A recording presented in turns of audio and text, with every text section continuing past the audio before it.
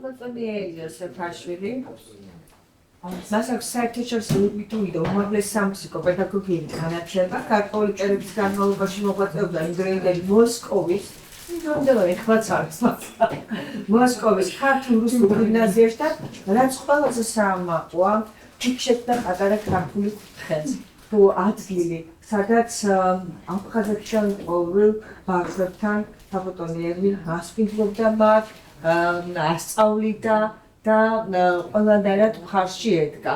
იცი რა, მარტო სწავლა არ იქნებოდა არაელი, ეს იყო ყველანაირად მხარში დგომა შენ იმდროინდელი, არა მარტო ეს არის კარგი, რომ ელი არა მარტო ცნობილ სახეებს, გამოჩენილ ადამიანებთან, vis ნაცნობ პიროვნებებს ხვდებოდა იქ და უწევდა მათ თანადგომას, გვერდში დგომას გარკვეულად, მაგრამ ბავშვებს სოხუმიდან ტოვებულ ბავშვებს ასწავლიდა, გვერდში ედგა და მარტო სწავლა არ იქნებოდა არაელი, ეს იყო რაღაცა ძალიან ბევრი და დიდი გამოცდილება, როგორც შენთვის ადამიანისთვის, ასევე მათთვის ალბათ ყოველთვის დარჩებათ ის, რაც შენ გაუკეთე მათ.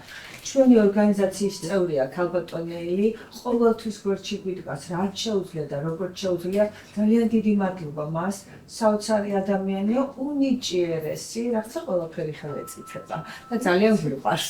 გივლეთ, მადლობა.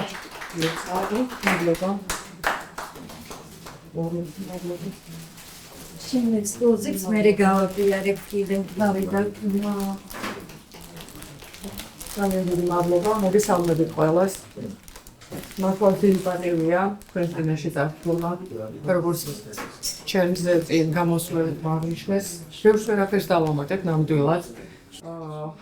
ბევრი თქვა, კარგები თქვა.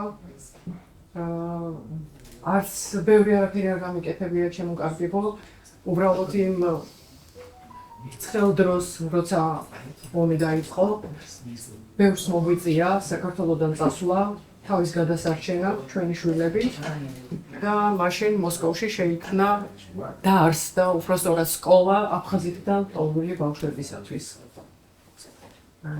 ეს იყო ძალიან სწორი და მნიშვნელოვანი გადაწყვეტილება იმისათვის, რომ ქართულ ბავშვებს არ დაევიწყებინათ ქართული ენა, არ დაევიწყებინათ თავისი ქვეყანა, სამშობლო. მე უბრალოდ ამ სკოლაში ვსწავლობდა ჩემი უფროსი ქალიშვილი და ვახელდი მას და შესაბამისად მონაწილეობდი ქართული ბავშვების ჩემ შულთან ერთად ქართული ბავშვების ყველა ღონისძიებაში. ჩვენ საქართველოდან ჩამოყავდა ცნობილი სახეები, ხელოვნების, კულტურის, მეცნიერების წარმომადგენლები, თვით პატრიარქიც ჩამოყავდა და მე რამეს მივხვდი, რომ ჩვენ სადაც არ უნდა წავიდეთ, რამდენიც არ უნდა გვებრძოლდეს. ქართველი ყველგან ქართველად დარჩება. ის არასოდეს არავის წინაშე არ დაიჩუქებს და იქ არბატზე, მოსკოვის გუნდში, იმ დროს როცა ლუშკოვი მერი იყო, ჩვენ ისევ ქართველები ვიყავით და ვაკეთებდით ქართულ საქმეს. ვიყავით ყველაფერში პირველები. ამას ვამბობ.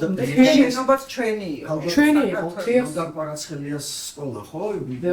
ხალხატონი ანა კერესელიძე იყო მაშინ სკოლის დირექტორი.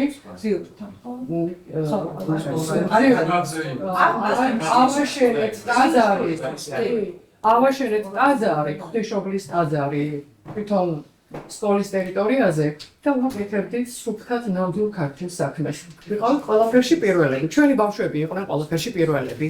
ხელოვნებაში, მეცნიერებაში, არ ვიცი, თუ კი რამე შეიძლება, რომ ბავშვმა აკეთოს მშობლების ხელშეწყობით, პედაგოგების, ქართველი პედაგოგების ხელშეწყობით, ჩვენ მაქსიმუმი გავაკეთეთ და ჩვენი შვილები გაიზარდნენ ქართველებად. ეს ცოტას არ ნიშნავს. მადლობა იმისათვის, რომ გადავრჩით, მადლობა იმისათვის, რომ ჩემი შვილების თაობამ იციან ისევ ქართული და იციან რა არის აფხაზეთი, იმიტომ რომ იქ სწავლობდნენ სოხუმიდან ტოვებული ბავშვები და ეს ტკივილი ყველასთან მოქონდა და ყველა ვიზიარებდით და მადლობა თქვენ იმისათვის, რომ მადიდამდე თქვენ გვერდში დამიყენეთ. მიუხედავად ჩემი წინააღმდეგობის ანათლიაში, იცი რომ მე ძალიან თავს ვიკავებდი ძალიან, იმიტომ რომ თავდაბალი ადამიანი ვარ, შეიძლება ასე არ ჩამვარ, მაგრამ ყოველთვის უკანი მიხევ ხოლმე მაგრამ მეგობრებო თქვენს გვერდში რაც შემიძლია თქვენთან ვიქნები. მადლობა აი ამ საყვარელი, ამ ძვირფასი, ამ დიდი ადამიანების ურთიერთობისათვის, გაცნობისათვის და ვაკეთოთ ყველამ ჩვენი საქმე. მე ჩვენ გადავრჩებით და როგორც ჩემი მამა გაბრიელი მეუბნებოდა მე პირადად გაელოდეთ იმ დღეს, როცა თქვენი ტყვით როგორც ლაზარე გაიხსნა და თქვენს რომ ამას არაფერი აღარ ეშველება და საქართველოს სად არის აღარ არის, აი ზუსტად მაშინ მოხდება საქართველოს აღორძინება და გაბწყინება. გადავიყოთ ასე.